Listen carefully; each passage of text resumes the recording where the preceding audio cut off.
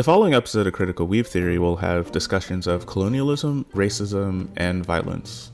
So if that's not where you're at right now, hopefully you can come back to this later. But if you do stay, we hope you enjoy it. We worked on this really hard with a lot of different people, and yeah, we hope you learn a lot. Like, why make up a situation in which the JLF threatens a bunch of innocent school children who just want to go on a field trip, just so that you can go up and say, I'm against all forms of violence. I'm against both the occupier and the occupied. I have a new, better, I'm just like better than everyone. I'm a big boy, big brain smarty, and you know, I can lead the world to a future better than everyone else. It's like, well, what? Hello. There was a joke I made twice so far. In previous times we've tried to record this. I'm not going to make it again. Welcome back to Critical Weeb Theory. Yeah, what's good? What's poppin'? If you have forgotten, or if this is your first time, I am Raghava. My pronouns are anything other than he or she. I'm Mo, he, him. And we, if you have been watching Mo's Twitter thread in particular, finished Code Geass a week ago. Yeah, it was an experience. Yeah, for those of you who are unaware, Code Geass is a very popular mecha anime about a liberation movement in Japan against colonial domination. And if you've been paying attention to what's going on in the world right now, Palestine, you can tell why we maybe wanted to talk about this one as soon as we could. Right, exactly. It's not a lot that you get a show. Well, it might seem like a lot because that's kind of the shows that Raghav and I tend to focus on. But when you get a show that allows you to talk at great length about things that are going on in the real world and why they're important and why we ought to and how we ought to think about these things, and that allows you to understand both like the real world topic and the show that you just watched a lot better. It's definitely good to seize on that, and we hope to do that here with Code Geass and a little bit of conversation about real world colonialism. For those of you who have not seen Code Geass, if you want to, actually, I'm sure Mo, in the description of this video, will put together a summary of his threads so you can watch through all 50 episodes, the 25 episodes of the original Code Geass and the 25 episodes of Code Geass R2 with us. Or I think some of them are actually, I think the very first Code Geass that I did not start from episode 1. So I think it starts from like episode 3 or 4 or something. You'll be able to watch most of it. You'll be able to watch through most of it. We will be spoiling the entire show. It is not good in our recommendation. Its politics are pretty terrible, and we're going to talk about that here. So, and we will, of course, be spoiling the entire thing. Mm-hmm. But, Mo, if you'd give like a real quick summary of the plot. Oh, yeah, sure. So basically, it's follows an alt-universe history where the United States lost the war for independence, and a French Revolution style event happens in the UK, which forces the monarchy to flee to what is still the US colonies across the Atlantic.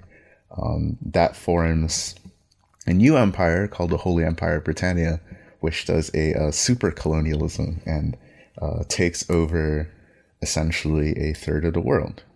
And at the beginning of the story, there are three main powers, the European Union, the Chinese Federation, and the Holy Empire of Britannia, a little bit like 1984, where all three of these kind of superpowers fight for world domination. And the story starts, I think, like 15 years or something after the Holy Empire of Britannia colonizes Japan and renames the Area 11.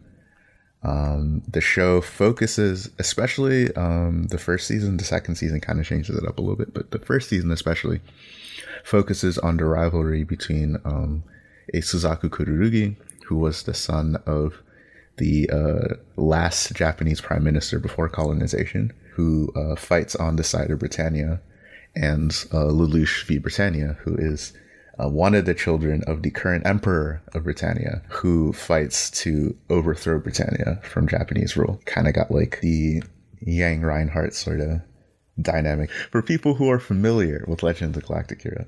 And a thing to notice now, even this early in, before we really get into the meat of the show, is that all of the named civilians are white.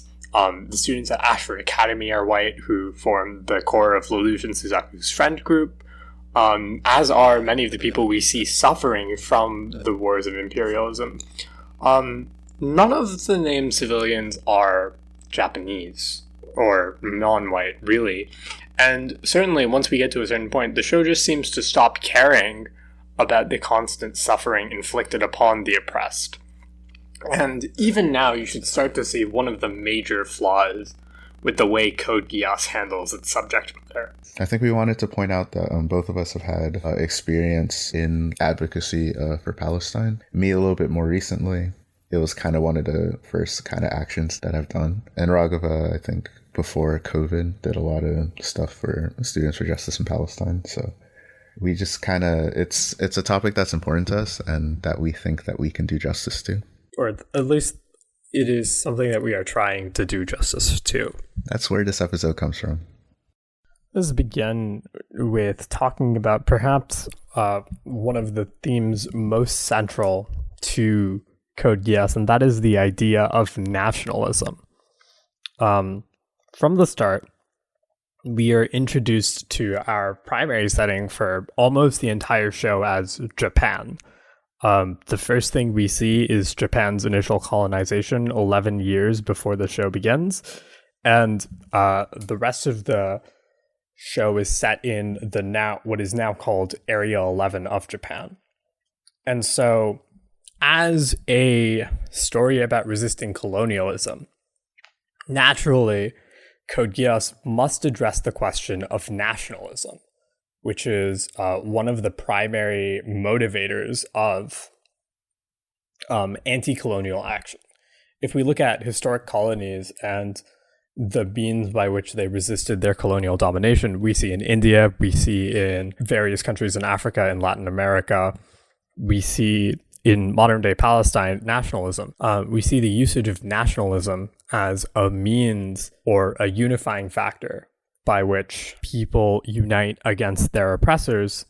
But if you live in the global north like Mo and I do, you might see a different portrayal of nationalism on the news, specifically in regards to like American nationalism and how it's bad. And how oftentimes the way it's talked about is that all nationalism is bad. So Mo, what's going on here? You know, as a disclaimer, I am, out of the two of us, I am an anarchist. And anarchists generally have a critique of all forms of nationalism. One of the things to keep in mind about nationalism is that the modern nation state is really a construction of the European bourgeoisie at the beginning of the Industrial Revolution. It was the way in which the ruling classes of Europe justified their control over a country, over monarchs. Nationalism was basically co-opted by revolutionary anti-colonial movements afterwards. So even though nationalism has been used to great effect in terms of liberation, it also often inherits a lot of the same problems as it had when it was a bourgeois form. One of the issues with nationalism is that it can reinforce rigid and harmful dynamics between who the nation state protects and who the nation state rejects. The famous in-group, out-group dynamic that is characteristic of right-wing forms of nationalism. Sometimes we get genuine like anti-colonial movements that end up not really protecting the most marginalized of the people that were liberated from colonialism. And so what all of this is nuance and subtlety and complicated questions that Code Geass does not engage in whatsoever. It is of my opinion, and I think of any kind of honest anarchist with like a good analysis of what's happening, that certainly the nationalism in imperial countries and in core countries, and the nationalism of colonized countries and countries in the periphery are not comparable, and they're not the same. Simply because when we talk about global capitalism, imperialism and neocolonialism are the greatest contradictions in our world today. And the nationalism of the colonized, or the exploited countries, serves as a check to global imperialism, whereas the nationalism in imperial countries, in core countries, is a justification to exploit and to continue imperialism. For example, last year there was a big hubbubaloo about black nationalism and whether or not it's comparable to white nationalism. Spoilers, it's not. And the reason why it's not is because the Black nationalist project is a threat to capitalism and a threat to American hegemony, whereas white nationalism enforces that. It is an excuse to continue the domination over other people. Speaking of Japanese anime like Code Geass, I hear there's a Japanese anarchist called Kotoku Shusui who actually wrote about this. Yes, there is. In preparation for this episode, I read Kotoku's essay on imperialism. And if you're familiar with Lenin's sort of treatise on imperialism, Lenin focuses a lot on the export of like global capitalism and how imperialism like grows out of capitalism. Kotoku, he focuses less on that aspect and a little bit more on patriotism. And his argument is that in imperial countries, the feeling of patriotism, he calls it like an animal instinct that is manufactured by politicians and by military generals and by capitalists who wants to conquer other countries.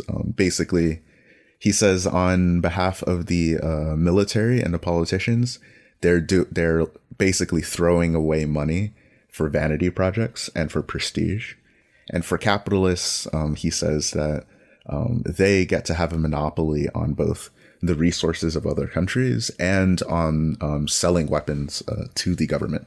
And so for him, there's, I think, like a really beautiful passage where he challenges people who believe in patriotism and who conceive of patriotism as like simply caring about people in your country. He makes the analogy to like a baby that's about to fall down a well. And, you know, when you see a baby that's going to fall down a well, you don't think, is it my baby? Is it someone else's baby? Blah, blah, blah. You rush to help it because, you know, a baby shouldn't die falling down a well.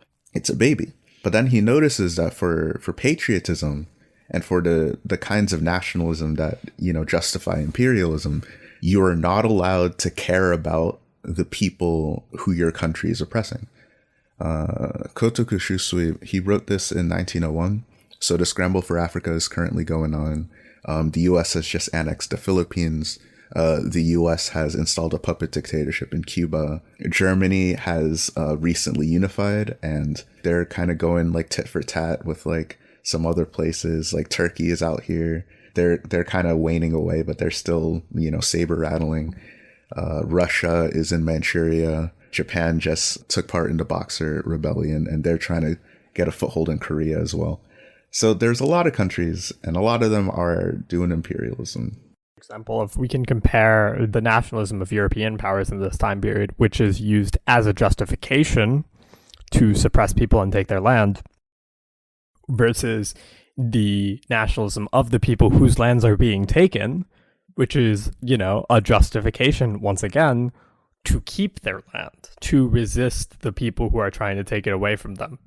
So I mentioned all the different places that are doing imperialism, and he notes that in every single country that's taken over places, there are leftists who oppose their countries. There are people in the United States who say, we shouldn't annex the Philippines. What are you doing? There are people in France and in Britain who are like, why are we taking over Africa? This makes no sense. We're killing people, like we're exploiting people. And because of nationalism and because of patriotism, those people are basically told that, well, don't you hate your country? Don't you care about France? Don't you care about America? Why are you criticizing the nation, right? And those are the things that patriotism does. But what Kotoku is able to argue is that, well, no, if you really did care about people, you would care about all people. And you would care about all people to the point that you would not allow your country to go and kill other people for profit and for glory. and for like pointless territorial land expansion, right? And I think that entire essay is like really critical to understanding nationalism and how it works in exploiter countries. He doesn't really talk about nationalism in sort of like in the places that are being exploited. So nationalism in Africa, nationalism in China, nationalism in the Philippines and all those places. Because, I mean, he lives in Japan. The only thing that he can see at the time is how nationalism works in an imperialist country. And to bring it back to what we're trying to talk about is in Code Geass. Code Geass is in many ways contributing to this simplified propagandistic view of nationalism, of the simplified, all nationalism is the same, and therefore, Britannian nationalism, which is used to justify the annexation of Japan, is the same as Japanese nationalism, which is used to justify Japanese resistance to Britannia. And this is no clearer than the way in which Code Geass treats one of the primary forces, at least at the beginning of the game before it is destroyed, that of the Japanese Liberation Front. We talked about Lelouch and Suzaku both being kind of like our POV characters. On the Japanese trying to overthrow Britannia side, essentially groups that are not immediately aligned with Lelouch do not ever get credit, even in circumstances in which they are correct. This ties into something that we're going to talk about a bit more in detail later, but of how in the context of Code Geass, and often in the context of the way some propaganda talks about the real world, people are judged correct based on their proximity to good leaders. Exactly. But for now, we can say that the Japanese Liberation Front, the JLF, their liberatory nationalism is viewed as stubbornly clinging to the past for no real reason. There are a lot of lines that seem to imply that, like, if these stubborn Japanese people just accepted that they were 11s now, and if they just changed their names and assimilated and shut up, they could rise in their rank in this world. They could really make it in real life. And actually not even just in real life. In the context of the show, that's just not true. It's not how it works. To once again talk about the JLF, we can compare the JLF, which is a militant organization, to another militant organization fighting for liberation, which is that of the Black Knights, which is the main organization Lelouch, the protagonist, carries out. And functionally, they work basically the same way in the beginning of the show. They both use violence as a means of achieving liberation. But the critical difference we see early on is where the JLF wants to see Japan reinstated, or wants to see Britannians out of their country. The Black Knights fight for quote-unquote nobler reasons. They are not stuck in the past, and that makes them the protagonists. They're called Knights for Justice, which doesn't make a lot of sense. That's not materialism. That's not materialism. We can talk about this again as if we look at any historical, every single instance of people resisting colonization, right? Or maybe not every single, because I have not extensively studied every single one, but of the ones I've studied, such as those of like Indian liberation, which I've studied in specific, but we can also look at like South African people resisting apartheid or etc., right? It has been formed on the core tenets of, hey, we have a right to this land, and we need, as a nation, need to stop letting people exploit us for it. It has come from nationalistic tendencies, not noble ideas of justice, just a very simple idea of, hey, I'm tired of being kicked in the gut. Yeah, there's kind of like a condescending view that the show sort of goes, where it's like, oh, you fight because you want land and material conditions. I fight for justice, I'm bigger than that. I fight for liberty, I fight for freedom. Okay, shut up. No, nobody, like, those things are important, but it's like, justice how?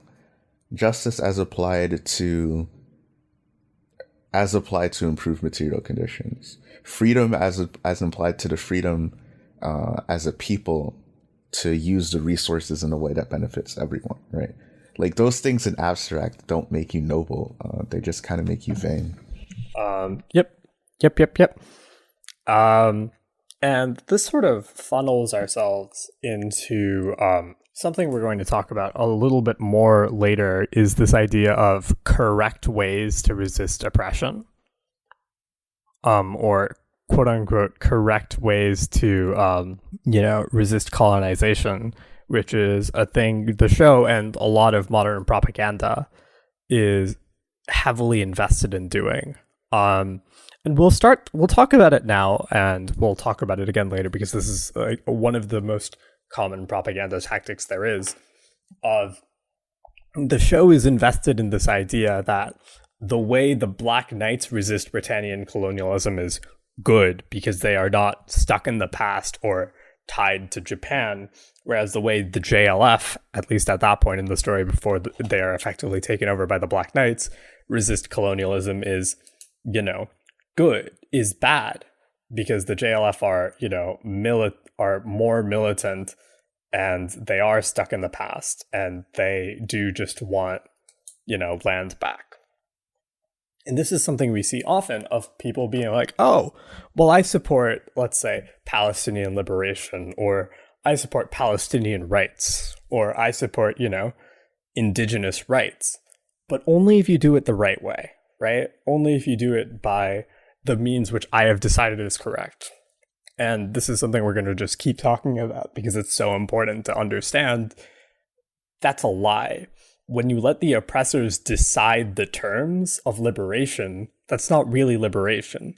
The only people who get to decide what liberation means are the oppressed, right? If I'm the oppressor and I say, let's say I steal Mo's wallet. Why'd you do that? And this That's is not nice. one of my, right. And I say, oh, well, if you only ask me for like $1 back, I'll give it to you. Otherwise, you're just being unreasonable. Like, that's ridiculous. Why do I, the thief, the person who stole and exploited resources, I actually don't like this. I'm going to use a different example. It's actually definitely capitalist propaganda that I keep resorting to ideas of like thievery and whatever. Because that's like, people don't just steal for no reason, right? I mean, I guess, but I mean, in this case, you took my wallet, right? So you would be a thief. Like, I mean, Zionists are thieves. Stole the land. Let me remember my original point. It had to do with, oppressors dictating the term. The only reason why oppressors can give things back is because they took them. Yeah, the only reason why oppressors can give things back is because they took them in the first place. There's a Steve Biko quote, if you want to read it out. But in South Africa, political power has always rested with white society. Not only have the whites been guilty of being on the offensive, but by some skillful maneuvers, they have managed to control the responses of blacks to the provocation. Not only have they kicked the black, but they have told him how to react to the kick. He is now beginning to show signs that it is his right and duty to respond to the kick in the way he sees fit.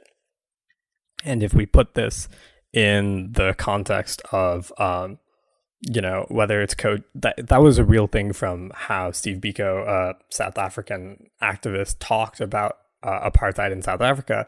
And it's a thing that bears meaning on the way Code Geass talks about the JLF versus the Black Knights. Of Code Geass that effectively allows the oppressor class indirectly to decide which forms of resistance against oppression are correct. And when you do that, you are still controlling the conversation. It is still the oppressors who are dominating the conversation, maybe not directly, but in terms of deciding who gets platformed or who doesn't. Another example of this is when people talk about, activists or protests, the oppressor class will specifically choose forms of protest that are not dangerous to them, like, say, electoralism. And they'll say, this is what you should focus on. This is the correct way to protest. If you did it like this, we would listen to you. Every other way is like bad. But at the end of the day, the oppressor class has a vested interest in self-sustaining itself. It's not going to tell you how to dismantle it. It's going to try and convince you that the best way to quote unquote dismantle the oppressor class is by propagating it. And speaking of propagating it, let's talk about everyone's favorite character, Suzaku. A lot of my experience watching the show sort of centered around the one character, Suzaku Kururugi.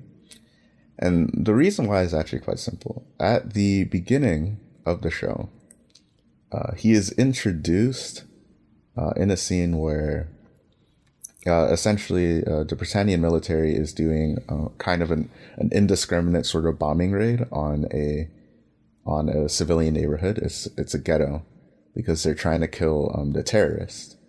It's the Black Knights in this case. And in their bombing, they destroy people's houses. They kill like lots of innocent men and women and children. And of the people who are doing the killing, our supposed anti-hero, Suzaku Kururugi, is introduced.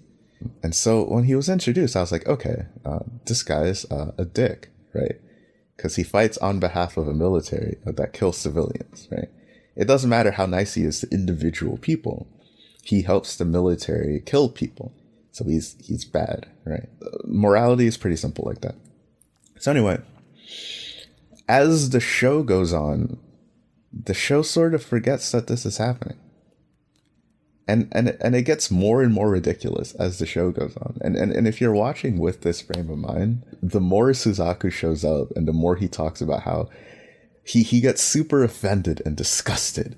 How dare the Black Knights use innocent people to do this and that and blah, blah, blah. He gets all high and mighty and talks about all sorts of stuff. And it's like, dude, you're a war criminal. It's what you do. It's your job.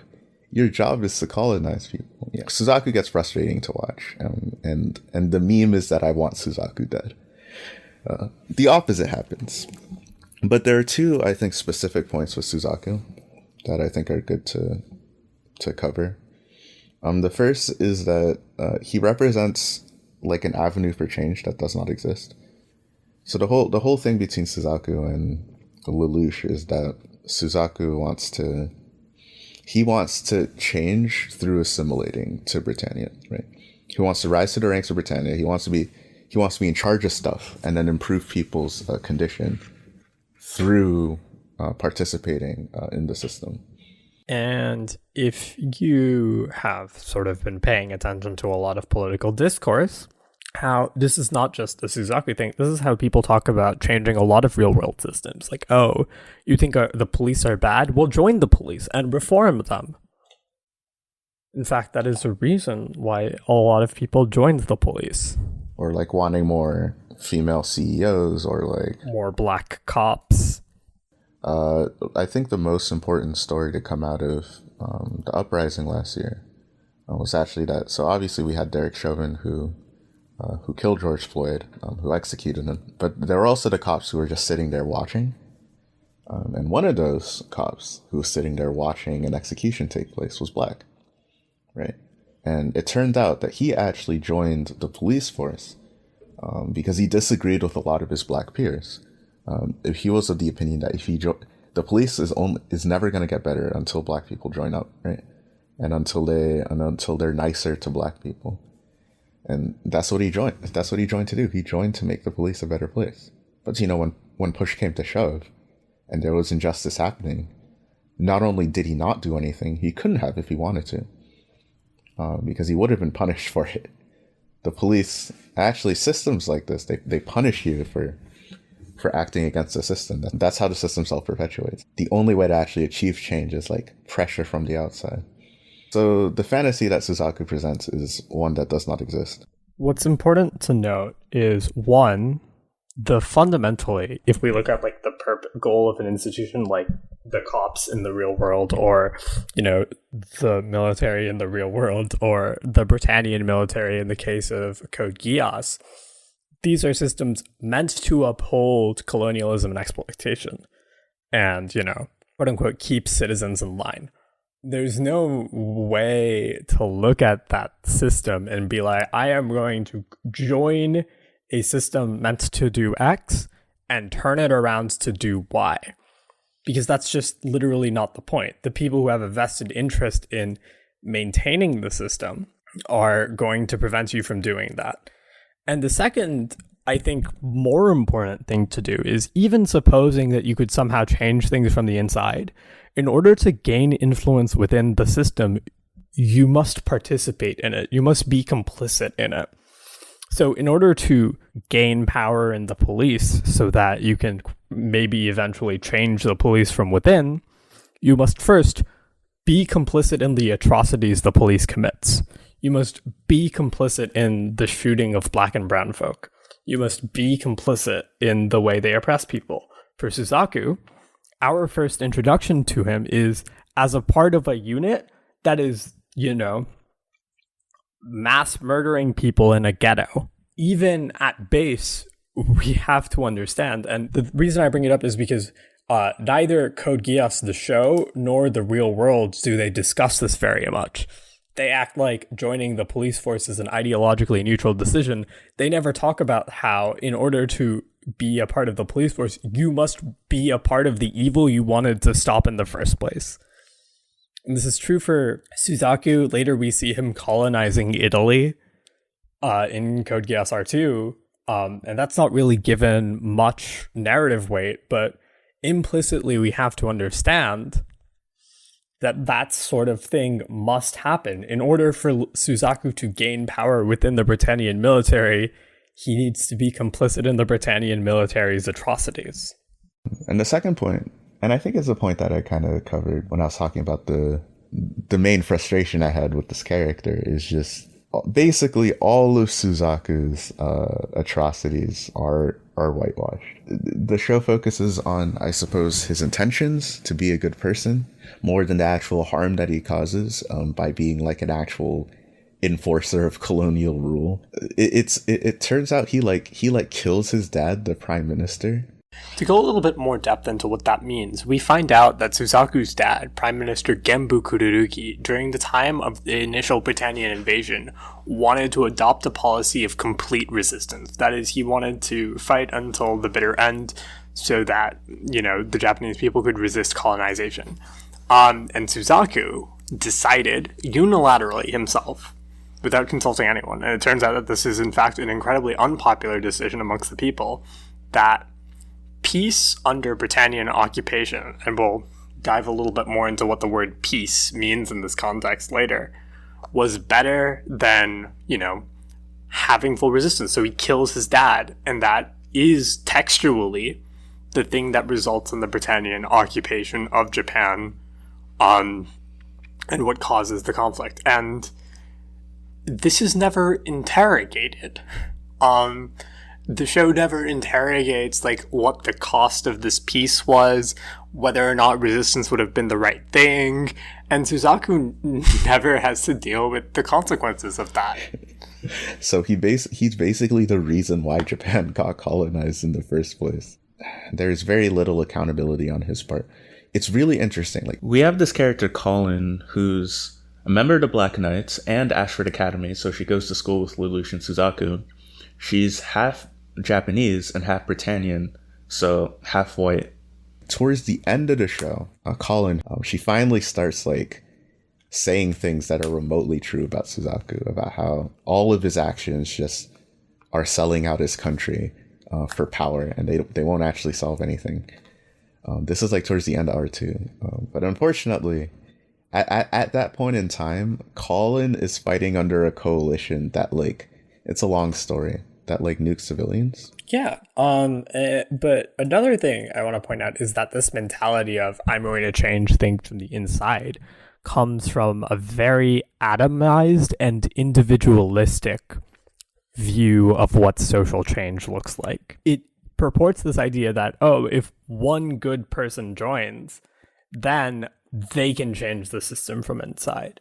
Or maybe it says if a few good people join. But of course, that's not how this happens. It's not by having a few good cops, because in the end, the system is still oppressive. The system itself needs to be overturned. And this ties into one of the other things that Code Geass and a lot of history is very complicit in, and that's this idea of great man theory.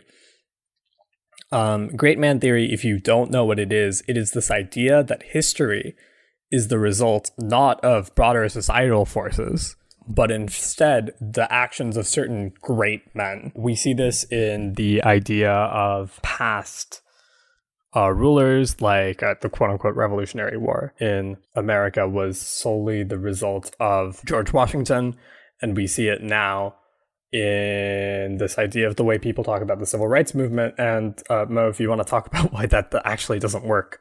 The thing about great man theory is that, like, the reason why social movements happen are because, like, masses of people have changes in, like, material needs and material conditions.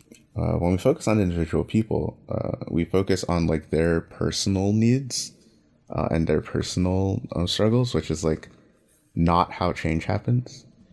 And it also limits, like, the resistance that is allowed to take place. If there's a social movement, but there isn't like a great man leading it, we oftentimes get people discrediting the entire thing. Mm-hmm. Code Geass, in a way, in its many existences of contradiction, points this out in a way by saying, when the Emperor of Britannia goes, all men are not created equal, which is supposed to be refuted by our protagonist, but our protagonist, Lelouch, it's Lelouch of the Rebellion, has a magical power that allows him to subjugate others. And therefore, Code Geass's liberatory movement is fundamentally not led by people freeing themselves, but by one great messiah coming to free people. And that's not how that has ever happened. No one will come and save you. You must work with each other to free up. We must work with each other to free ourselves. Another flaw that this great man, this individualistic conceptualization of change starts to do is it creates this idea of, X is doing that. Instead of me also joining, I just am going to hope that X succeeds. But one thing that Code Geass and a lot of people engage in is, when talking about real world settler colonialism, is they engage in victim blaming. They make it seem like the reason people in the colonies are being oppressed is because they are resisting. In Code Geass, it's, the reason the Britannian government is cracking down on all of these Japanese people is because the JLF is doing radical action. And in the real world, it leads to examples like in occupied Palestine, where, like we're doing a blockade on Gaza because they voted for Hamas. Right. But what all that's serving to do is obfuscate the fact that it's actually the other way around. The reason people have to resort to violence is because of the blockade. The blockade is not because of violence. Right. The violence is because of the blockade. It is the oppression by the Israelis, by the occupiers, over the oppressed, that like lead to the outcome that people use to justify more oppression, and not the other way around. We see this rhetoric with policing where people are like, because crimes are high, that's why we increase policing. But like, crime rate has been falling for a while. Mm-hmm. Right? Yes. Even if we're in like a summer uptick, the summer uptick is perfectly in line with like cycles. Yeah. So like, again, it's this idea of like placing the blame on, you made me hit you, when in reality, no, you just hit them. You're just trying to justify why you did that. So, continuing our dissection into how Code Geass treats violence, I think key to understanding how the show works is analyzing Lelouch and his claim that he is a knight for justice. What Lelouch claims is that as a knight for justice, the main thing that he dislikes is when people who can inflict violence use violence against those who cannot do violence back. He says violence should only be committed against people who can defend themselves. And in some sense, this will lead you to the correct conclusion. Like, So, for example, when the occupying force, when the Britannians commit violence against innocent civilians, the civilians in this case are not armed, it's not justified. However, it also leads to a lot of both sidesism on the side of Code Geass, because then you also get, like, for example, the people resisting oppression, like the JLF, they're not allowed to inflict violence on occupiers unless it is against, like, you know, the entirety of the Britannian army, against whom, like, you know, they will just lose. So let's actually start by breaking this assumption down bit by bit, because it is a very common assumption, and there's it's a very common narrative, and there are a lot of, I think, fallacies baked into that aren't often discussed. So first, of course, is if the point being said is that, you know, indiscriminate slaughter won't get people anywhere, fine. But that's not what it means when we're talking about, oh, you should only exert force upon the quote-unquote right targets of that force, right? To give a very real-world example, we can look at, say, someone forces you out of your house and tries to, like, lock you in a small area, and you resist against them. Even if they're a civilian, is your retaliatory violence in response to their aggression unjustified? Oftentimes in situations like these, both in the real world and in the fictional world of Code Geass, though Code Geass is less aware of it, sources of hegemonic power will manufacture narratives to justify their own violence while delegitimizing the violence of the oppressed. We can look at it when the way the occupying state of Israel justifies all violence it inflicts upon Palestinian people by saying they're all Hamas agents, they're all terrorists, right? When innocent civilians are bombed, they're used by Hamas if they're not Hamas themselves. When children are bombed, they're Hamas agents in training. And so constantly you can see the ways in which the narrative is manufactured such that even if they say, oh, these people would have a right to resist and it was wrong to bomb civilians, we never do that. We don't bomb civilians because every single person we hit is Hamas. And that's a key rhetorical strategy in, like, denying everyone they target innocence. And in the same way, they erase their own complicity in violence inflicted upon people who are resisting. For example, if there is a blockade that denies food to you, that's a form of violence. This is not discussed because it's not violence in the same way stabbing someone is, but if you starve them by saying, oh, you can't buy food anymore, they're still gonna die. Or if you destroy their infrastructure. Yeah. I wanted to quickly make sure that you mentioned, like, it is like a stated fact. It is like a shown fact that Israel regularly, like, understates how many people it kills in, like, bombing raids, and also how many of those people are non-combatants. I can leave a couple of sources from various conflicts throughout the years that show that, like, give a breakdown between, like, Israeli army claims versus, like, Palestinian Center for Human Rights, or B'Tselem, which is a Israeli human rights organization. We also know that in this past conflict in May of 2021, 3 residential buildings were bombed. It killed about 44 people. Israel claimed that Hamas tunnels were running underneath the buildings and that those buildings were not targeted.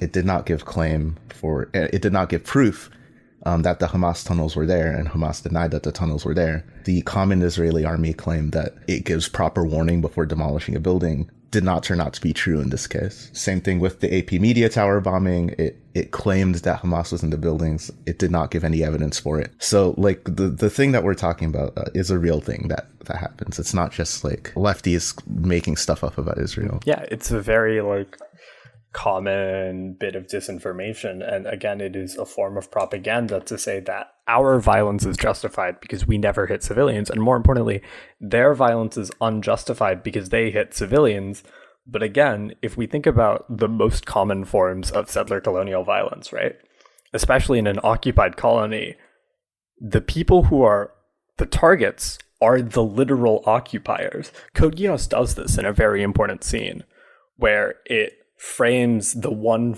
show of JLF violence as them, kidnapping and terrorizing innocent school children who are innocent, Britannians. They didn't choose to colonize. They're not in charge. But this is, again, a common narrative that's painted where they try to, ignore the fact that, if you think about it, who are colonized people going to strike at? Are they going to, go away from, their occupied homes into, a dangerous area past a military checkpoint, all in order to, attack an innocent person? No, they're going to attack the people who are literally occupying them, who are literally trying to push them off their land in that present moment. The larger question here is why Code Geass feels the need to frame the JLF in such a way that the violence that the JLF commits against occupiers is equivalent to the violence that Britannia commits against the indigenous people of Japan. Why make up a situation in which the JLF threatens a bunch of innocent school children who just want to go on a field trip, just so that you can go up and say, I'm against all forms of violence. I'm against both the occupier and the occupied. I have a new, better, I'm just better than everyone. I'm a big boy, big brain smarty. And, I can lead the world to a future better than everyone else. It's well, we can talk about the logistics of who an occupied resistance army would actually target and who they would not target. But narratively speaking, there was no reason for this to happen in the way that it did. It is only there so that the show materially it gets extra concerned about what I like to call the wrong way to fight for freedom. This show, a lot of narrative around it, is very invested in this idea of a wrong way to fight for freedom, because that is one of the most common propaganda tools people use to delegitimize freedom movements. It's happened in every freedom movement ever, even the ones you think you support, or even the ones you do support, right? If you think about Indian independence, when that was happening, right? People talked about Indian revolutionary tactics as the wrong way to fight for freedom. When we talk about the civil rights movement in the 1960s, people talk about the ways they were struggling for that as the wrong way to fight for freedom. And I'm not saying you should just dogmatically accept any sort of violent resistance as, necessarily correct on faith. That's not what critical analysis means. But what it means is being aware of people who are more interested in delegitimizing, struggle without actually talking about why that struggle might be justified. I guess to go back to the earlier example, there's a pretty cringe post of the Italian Marxist-Leninist Party justifying ISIS, which is I'll put that in the description too. What the fuck are you doing, right? No, don't do that. Don't critically support actual fascism. Please. Yeah, it was Italian MLs. Their point was that ISIS fights against U.S. imperialism, so we support ISIS because they're against U.S. imperialism. And it's not, it's not that simple. It's not, justify all violence against all imperialists. Right. And critically, one of the main reasons we can't do that is because that is often in the same way that we can't have anti-Semitism. Well, first, we don't have anti-Semitism in the Free Palestine movement because that's wrong and we are against all forms of oppression and you don't need it because it's not a religious issue.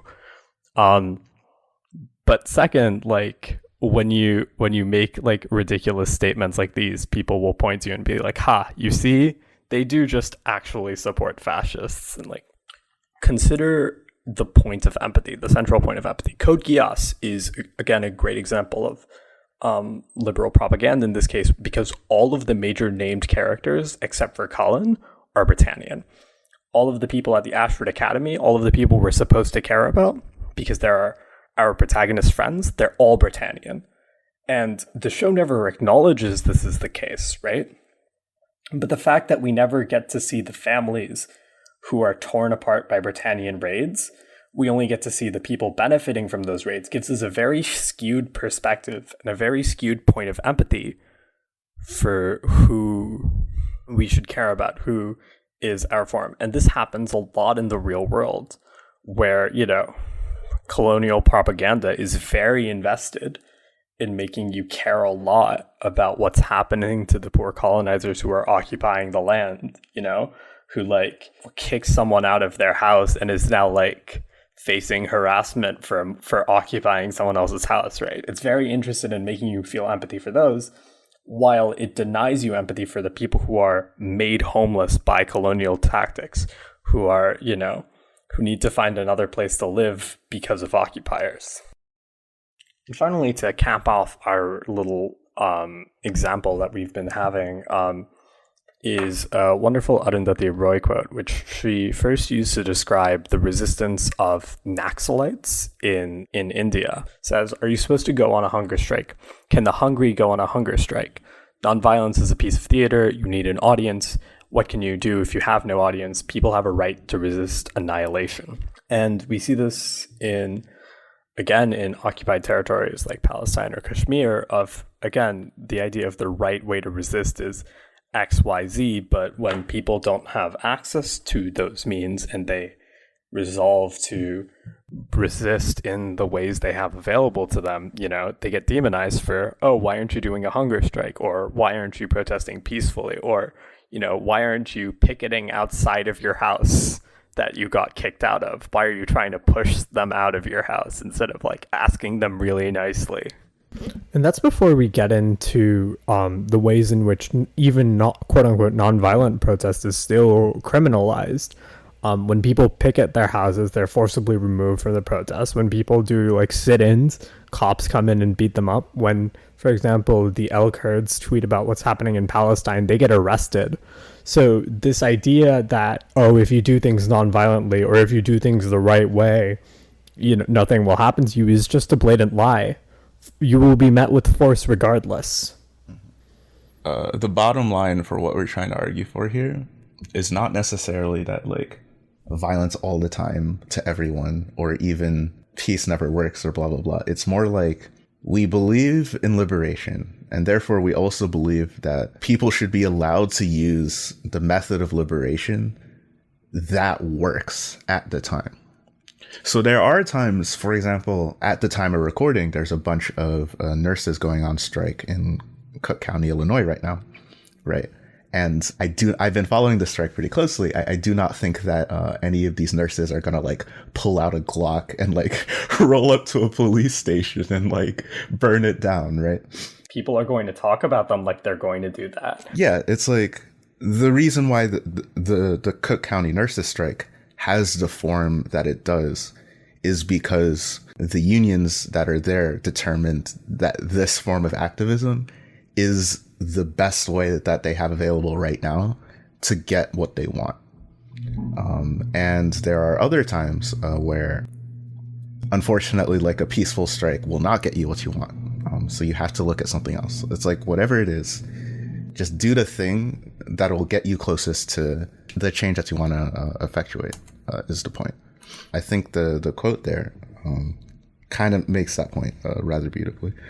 I see this tendency with a lot of baby leftists as well, where they say, I support people's right to defend themselves with force, but then they object to all forms of people defending themselves with force.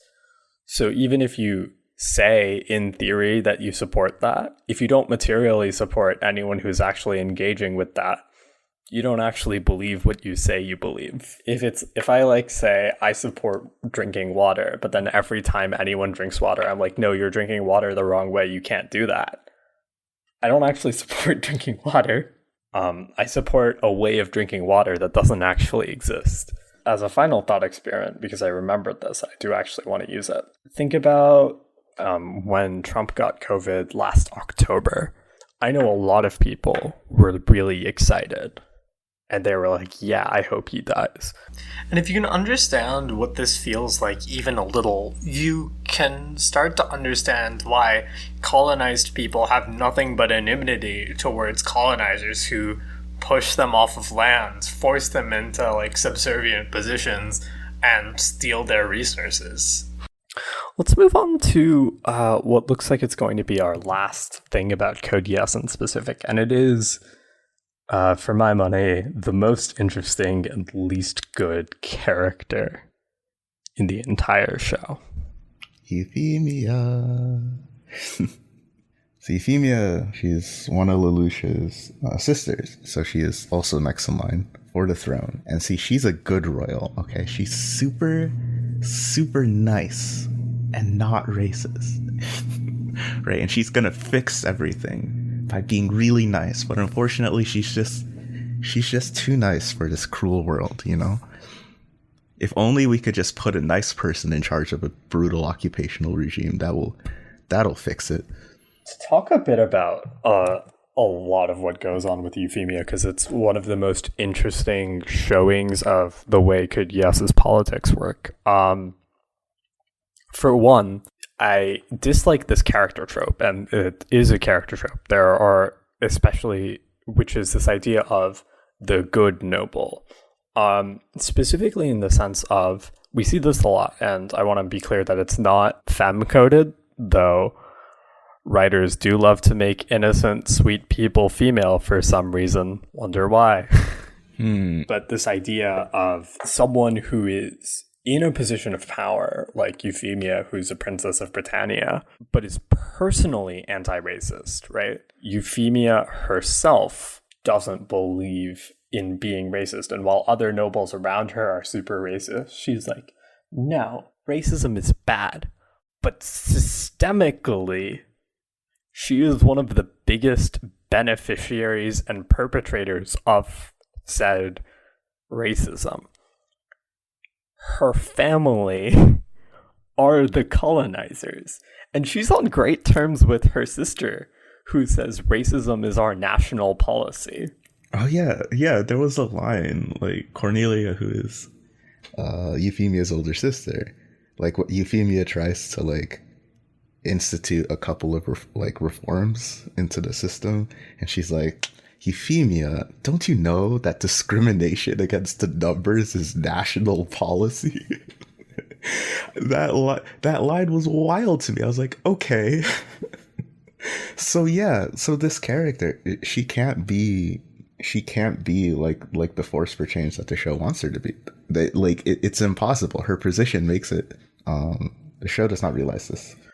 And I want to be clear, this doesn't mean that people in positions of relative power can't affect change, because an example I will say that actually contradicts this, which I was pleasantly surprised by, and which is Kudelia from the first 3 episodes of Gundam Iron-Blooded Orphans, who, much like Euphemia, is initially in a position of wealth, status, and power, but she has self-awareness and recognizes her complicity in systems of oppression and listens to marginalized people in an effort to dismantle those systems.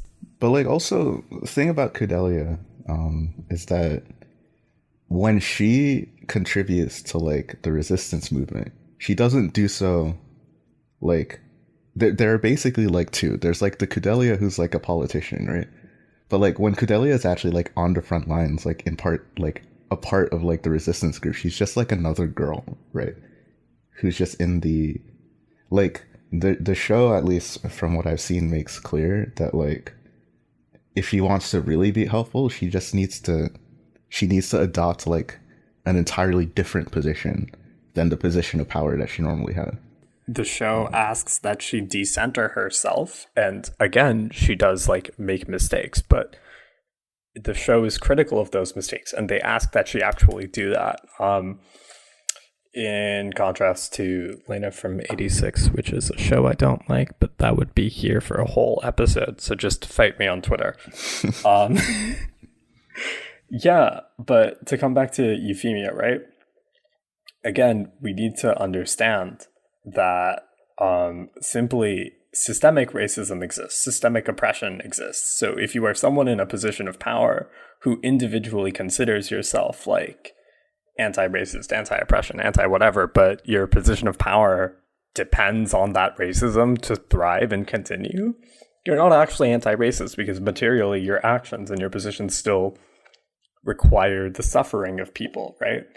But the other interesting thing about Euphemia and her ideology in Code Geass, Lelouch of the Rebellion, is that the show feels convinced that because she's a good person in a position of power as like viceroy of Japan, or sub-viceroy, whatever, right? Because the show is convinced that since she's a good person in a position of power, her plan is going to work, right? And we'll get into the details of what that plan is soon. Mm-hmm. But it's important to understand that Code Geass has so thoroughly brought into this idea that if a good person is in a position of power, everything will be solved, that it has to kill her Right. in order for the story to continue. Which, if you think about it, is kind of ridiculous, right? In the real world, there are plenty of people who have been, like, adjacent to Euphemia. But none of them have, like AOC exists, right? You know, and I don't even think she's, like, not a bad person or anything. And she, like, fights for good things. But, like, the existence of AOC has not, like, immediately solved all problems. And certainly there are progressive and actually even... they're just like straight up socialist politicians in Japan, but like Japan still has problems.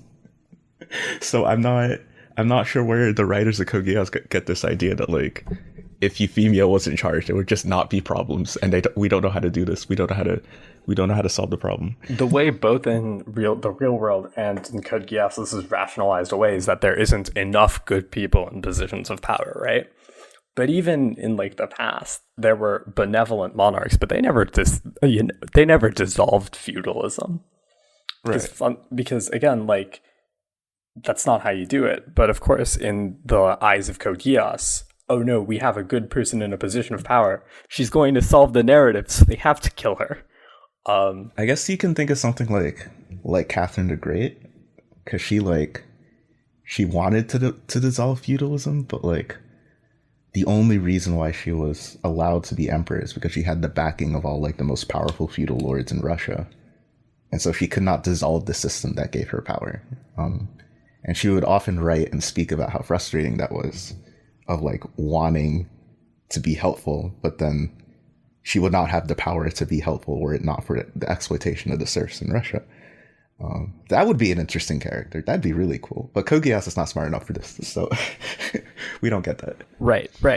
Code Geass would be surprised that Catherine the Great didn't end feudalism once and for all. So that's one thing about Euphemia. The other thing about Euphemia, in addition to this ridiculous idea that somehow like she's so good and so kind that she can solve everything. In addition to like the paternalistic nature she has towards all of the people of Japan, where she acts like their savior, in addition to this idea that, you know, her being nice absolves her of like the literal genocide her family is doing, you know, the family she's still actively involved in. We should talk about her plan that was, quote, going to end the need for zero altogether, the specially administrative zone. You want to tell me what a specially administrative zone is? Sure. So the specially administrative zone, it's Euphemia's plan to basically set aside a small bit of area next to Mount Fuji to give to Japanese people, where they can identify as Japanese instead of 11s, where there's not like a caste system based on if you're Britannian or Japanese, where everyone has equal rights and blah, blah, blah, blah, blah. And the show is really convinced that this will solve colonialism, like giving people a small area where they can choose to move to, where they're not discriminated against. It's such like an effective way to solve colonialism that like the Black Knights are going to dissolve, all conflict is going to end. It threatens Lelouch's plan, because the show thinks that this is a way to resolve the problem without having to actually like end Britannian control over Japan. And this was very funny to me. Let's also talk about another similar thing Code Geass says earlier, when they're like, oh, the people of Japan want liberation, but they don't support the JLF, which, is fighting for liberation. Oh yeah, because the JLF is like too violent or something. Let's real quick history lesson because I realized we should have done this earlier, but we're doing this now. Because this is actually relevant for a talk about the specially administrated zone in particular. Like historically, if you look at any violently oppressed group, whether we're talking like South Africa, Palestine, Kashmir, India, there are too many of them for me to name. I could keep going forever. Like people who have been violently oppressed wants to retaliate with violence. It's just like that. So yeah, the specially administrated zone, it's funny because first of all, the way it's presented, like it seems like the specially administrative zone is a football stadium. So for if you were watching the Twitter threads, I was like, her plan is to give the Japanese people a football stadium and to call it a day. How does that solve anything? I don't think it was actually a football stadium, but like the larger issue is that we've done this. Like in real life, this has happened. It happens often. Yeah, it happens a lot, and it doesn't solve anything. So, in South Africa, it was a colonial state, and then after it gained independence, it was an apartheid state. And one of the ways that a lot of the more progressive members of the white ruling class decided to solve the problem was they said, okay, let's count all of the major black ethnicities in South Africa. We'll give them sort of disconnected islands in South Africa of land that they can live on, based on which nationality they are. And if black people don't like how they're being treated in South Africa, they can just go into these little countries that we will give autonomy to. We'll call them Bantustans, after like the Bantu people in Africa. And then it'll totally solve the problem. It like the blacks who feel like they're being discriminated against, they can just go to a place where they're not discriminated against, and we don't have to change anything about the way South Africa is organized economically or politically. It's a done deal. It's super easy. And like the white liberals in South Africa were like, this is genius. We've solved oppression. Yeah, but nobody, no black South African accepted this deal. Because it was bullshit. Well, the ones that did were called, like, were not seen.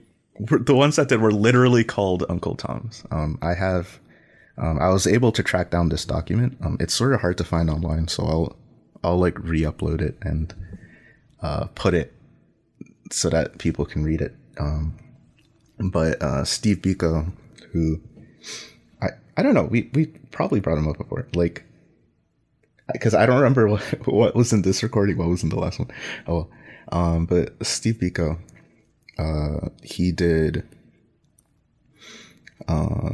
was an activist, a student activist in South Africa, and he wrote a pamphlet about Bantustans.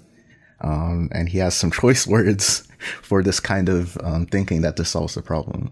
It is the intention of the regime to repatriate into these Bantustans all blacks who still live in white South Africa, 87% of the land. This devilish scheme is based on the old Roman idea of divide and rule. Hence, the BCM has been resolute in its insistence on black solidarity and the repossession of the land.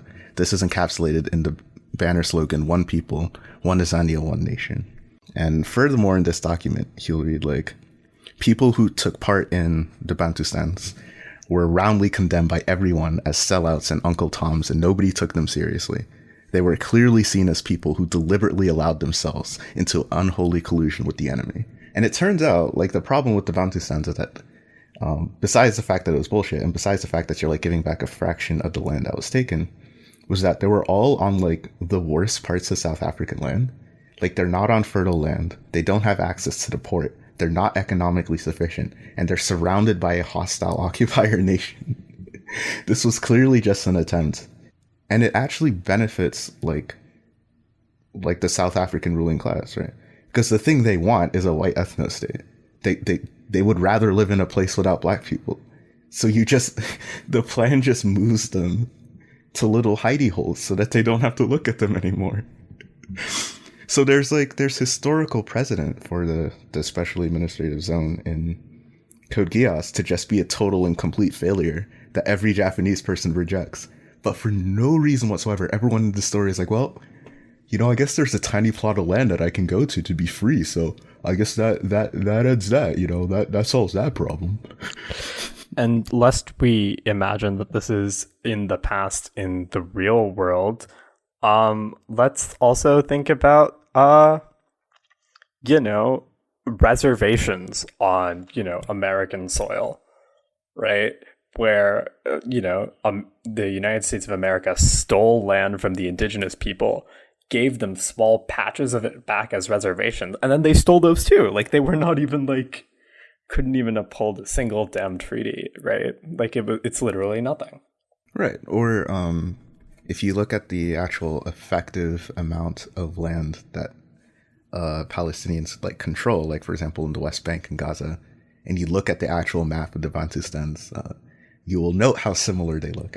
But this has a lot to do with the way people uphold the current two-state solution, or the current annexation of Palestinian territory as quote unquote peace, right? Yeah, it's not. Where they go, oh, well, we gave them Gaza and the West Bank, therefore, it's all good, right? And in there, they can self-determinate and do whatever, right?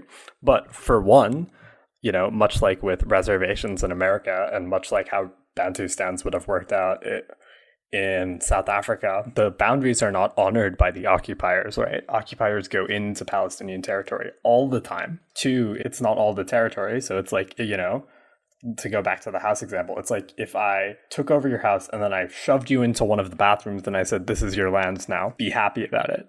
And three, right, it's surrounded on all sides by a hostile occupier force who can decide what goes in and what comes out at all times.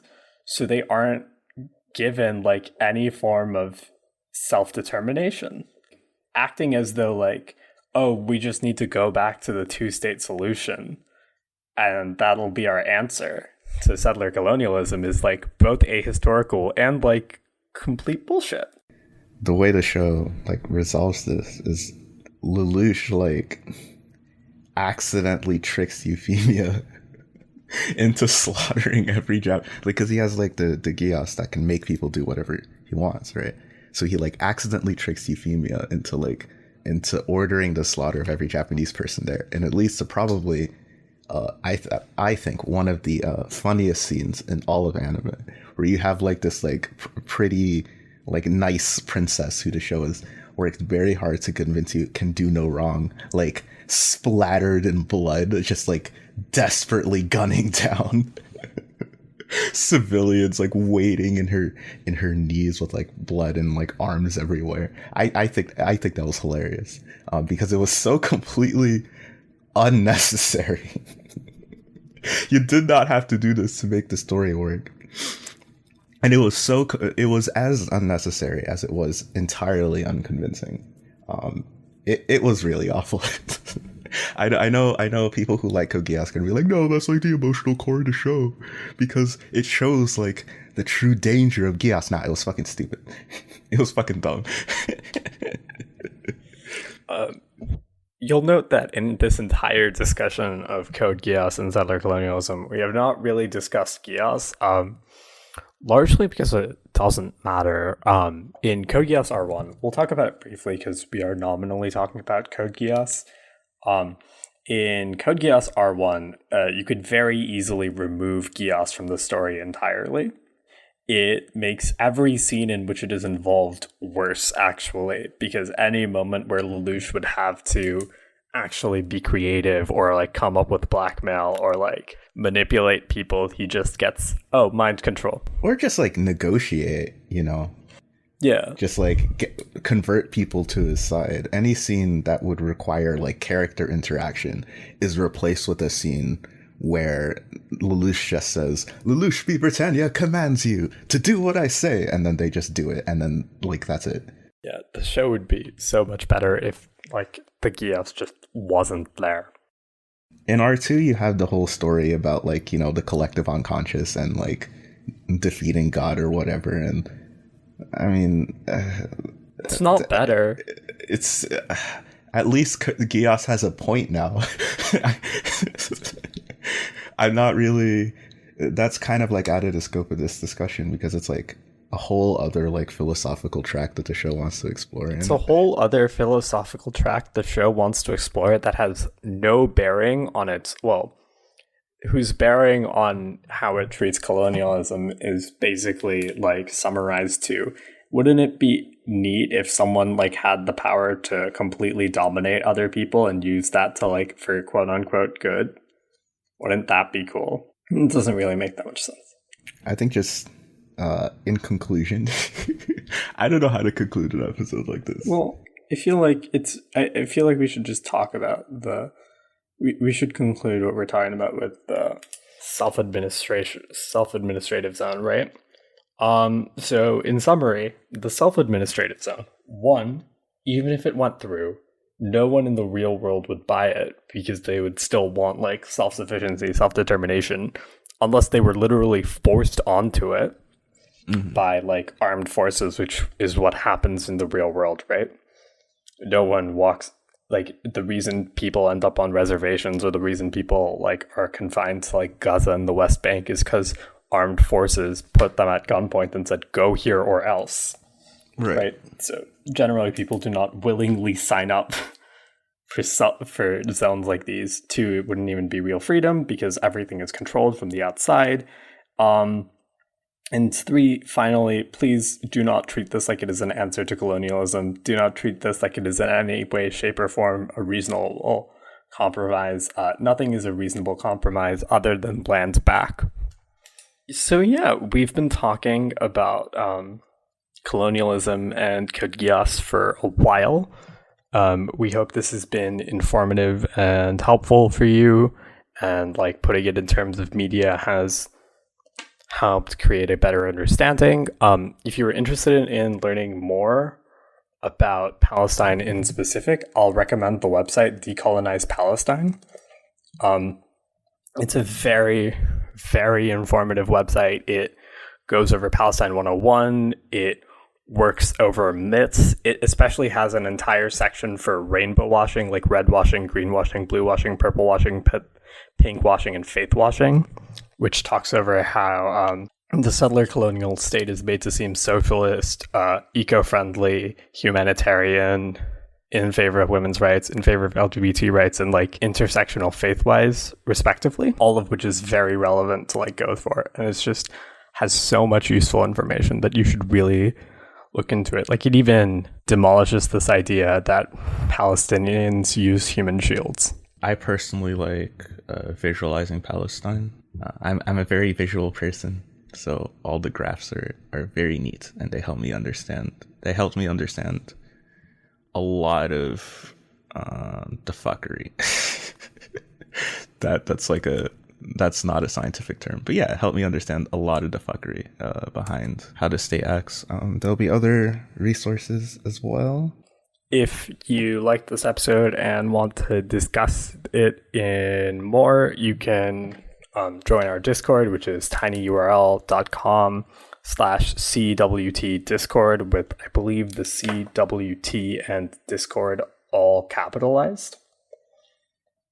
And if you want to follow us on Twitter, I have a Twitter again after having deleted it prior. I'm not actually having a great time, but I am here if you want to follow me and listen to what I have to say and what I retweet. I'm twitter.com/KranasAngel, KRANAS Angel, and the A in Angel is capitalized. All right. Yeah, this has been Mo. And Raghava. Thank you for listening, and yeah, bye-bye.